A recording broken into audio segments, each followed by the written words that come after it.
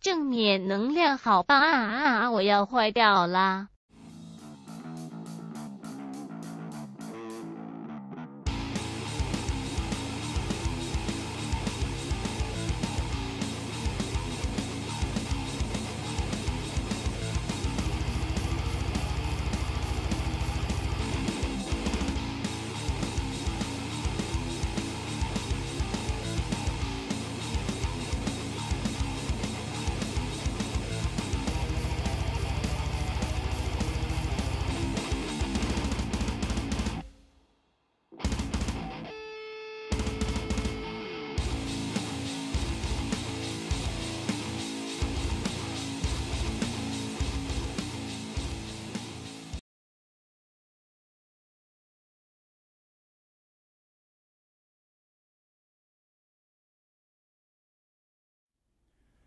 ！Time for another off-the-cuff journey with your over-caffeinated strength coach. So today, we're going to talk about T-spine and its relation to squatting. And it's a fairly lengthy discussion, so I think I'm going to break this into a three-part series. So part 2 is going to cover hand position on the bar and how that integrates in, or how you can integrate that to into your core. And the third piece of the series is going to cover mobility movements and warm-up for squatting that are going to maximize the T-spine and also deep spinal integration. So today's discussion, part 1, is going to be another piece in my series on misunderstood cues. So we're going to talk about chest up on squatting. Anybody hear that cue? All right, we've all heard that cue. It's not a bad cue if you already know what it means, but for the most people that I see coaching and using that cue don't understand it, and it actually becomes a negative, and it ends up causing, under heavy load, people to end up caving. So then we try to fix it, of course, with more chest up, which makes us cave worse under heavy load. We don't want that now, do we? Hell no. We want to squat fucking a shit ton of weight. Damn it, I got to quit swearing in these so my kids can watch these videos. So we're gonna start with where most of my discussions, or a piece of them, always end up, and that is into the core. Yes, it's a common topic. You're going to hear me over and over and over because that's my job. So, Bob, come here. So we're going to talk about, you're probably out of the frame, but let's come over here. We're going to talk about the T-spine, which you're going to be able to see that in the ribcage extension here. So a lot of people may be familiar with the T-spine, or keeping this locked in the squat. If you're not, we're going to go over that. But some people just think about it extrinsically, such as, what's the position of my ribcage? As long as the position of the ribcage is correct, I'm good. That is wrong. What's right is what's happening to put the ribcage into position. So in here, on the front of the spine in here, we've got our psoas coming up, and it crosses across the front. Let's turn this way. Like, crosses in there to the front of the vertebrae. It grabs them, and that's what we want to cue that as a deep spinal stabilizer. Pull in. That's going to actually pull the rib cage into position. If we just talk about rib cage in or rib cage down, people can do this. Oh, look, well, you push the damn rib cage into place. That didn't cue deep spinal stabilization. Not good.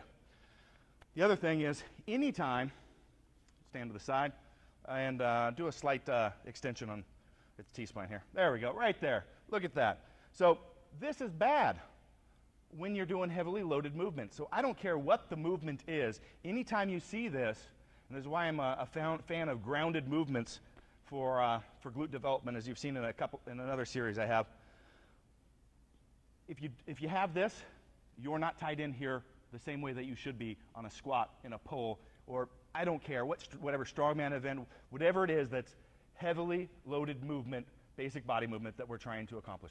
We're strength athletes. We want to fix that. So I'm going to go over, you can go ahead and step out, Bob. Thank you. So we're going to go over how do we cue that. And one cue I've gone over before, and I stole this from someone who stole it from someone else, who probably stole it from someone else. That's how it works in this field, I think. So is imagine, you're drinking, or water's pouring in, you're a pitcher of water, and water fills up from the bottom. Boom, we're going to press out, down, and we're going to push out, inflate our obliques, okay? That has a lot to do with breathing. I'm going to try a different cue, and this is one I've been working with people recently, and I can't remember where I stole this one from, so it might be original, but someone else probably has the same cue somewhere else, so I won't take credit for that. So, what we're going to do is imagine that our core is a cylinder here, okay? It's a cylinder, and we want to compress that cylinder down. A hydraulic piston, a shock on a bike, something like that. Think about that. I'm trying to relate to what most people would understand there. And you're going to push it down. As you push it down, the pressure is going to push out. Then we've got this pressure. We've got our inflated obliques, right? Well, you notice here as I push down, that actually helps, that extrinsic cue helps cue pulling the rib cage into position. If you're pressing this cylinder down, you can see my sternum locks in. And that's because I've cued that psoas. So that's what we're after. So how does that relate to chest up on the squatting? Well, pretty damn well. So if we're squatting and we're focused just on our chest position, and we get in here and we do this to keep our chest up, or we're squatting and we do this, what have I just done? We did just what Bob saw just now. We've destabilized our spine. So once we get close to near maximal load, what's going to happen? We've got a destabilized core. Boom, we're going to do that. So, as an experiment, I want you to do this right now. Stand up, and you're going to be able to see. I want you to test this and feel it right now. So, first just stand here, practice your breathing from the bottom up, get that wave going. Now we're going to pressurize, inflate the obliques, press that cylinder down, okay? All right, can you feel this core pressurized in here? Boom, boom, out, down, inflated obliques really hard, boom. We're pressed in, we're locked in here, okay? You feel the core, just feel yourself there. Okay, now, flare up a little bit like this. Pressurize that core. Pressurize it. I see you laughing, right? I see a lot of smiles. Does it feel dramatically different? It's huge. Just this minor, and all of a sudden, you can feel it. This is really, really important. So chest up is a good cue, as long as you're keeping this in relation. This always stays the same. So, yeah, we want to push back up on the bar. We don't want to be good morning squatting, right? So basically, that's the cue. It's this, not this. And when you do that, when you extend at the T-spine, at the same time, you notice it almost puts me in a little bit of lordosis in the lumbar spine, which a lot of people think of as being spinal protective. It is not. Again, you're destabilizing all this stuff and how it operates, which is why I'm not a big fan of that. I don't like going any bit into lordosis, which is a lot of people seem to coach that in the squat.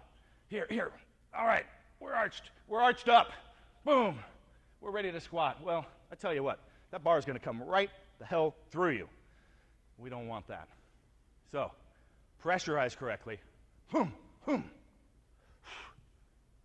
Breathe out. Inflate those obliques. Pressurize here.